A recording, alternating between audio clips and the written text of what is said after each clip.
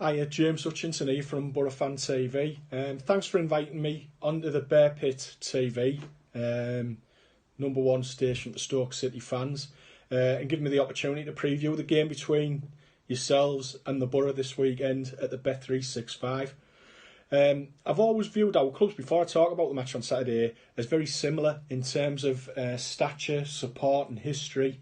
So like I say, it's a vital game for both clubs this weekend. I think we've both underachieved this season, and both clubs have obviously lost managers. You've lost Nathan Jones, got Michael O'Neill in charge, and obviously this week Jonathan Woodgate departed the hot seat at the Borough and was replaced by Neil Warnock.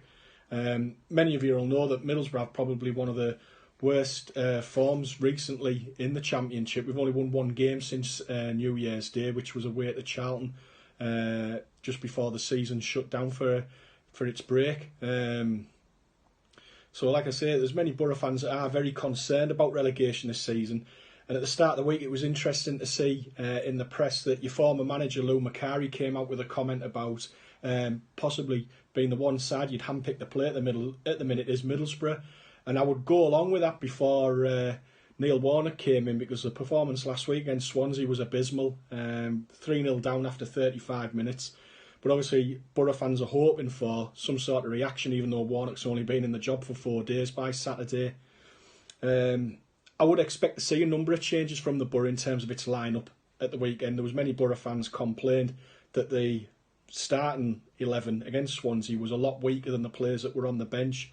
So I would expect to see the likes of Patrick Roberts, Britta Sombolonga, Ashley Fletcher, Harold McCody, who was our centre-half on loan from Saint Etienne, Jed Spence, George Saville. I would expect to probably see all those players involved on Saturday, maybe even starting. In terms of how the Borough will probably line up, the best form they had coincided with the reverse game at the Riverside when we beat yourselves 2-1.